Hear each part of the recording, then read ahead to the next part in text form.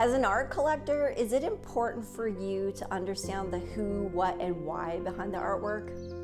Hey, my name's Rolinda. You're here in my studio on beautiful Walnut Ridge, and yes, I have lots of fun friends up here. I grew up on a dairy farm in Eastern Oregon, and I had zero exposure to fine art. It wasn't until I was 22 and my husband took myself and our 1-year-old little daughter to Italy, and it was life-changing and ultimately life-giving. Fast forward, a friend introduced me to fine art oil paints, and I asked the question, how could I make an oil painting look old? Because I found it fascinating that these old works of art that I first saw in Italy were so loved and so revered, even though they were essentially broken.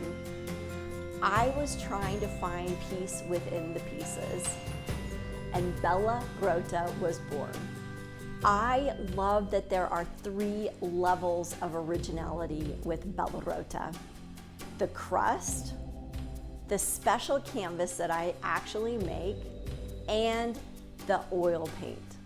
Having these 3 layers of originality makes Bella Rotta so special, so unique, that will stand out in any collection. The most important part, though, about Bella Rotta is this simple philosophy, and here comes the why. I make this canvas, and this canvas is flexible, and it would fall apart and disintegrate, and I can actually fracture and break it. And I know that about the canvas, and it would fall apart and disintegrate if I left it by itself.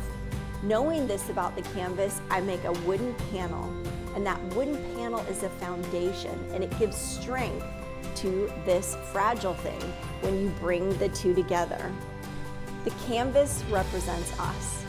We, by ourselves, alone, isolated, will fall apart and disintegrate. We need our family, friends, and our community that support, that foundation to keep us safe. And therefore, Bella Rotta, beautiful, broken. Here's my invitation to you.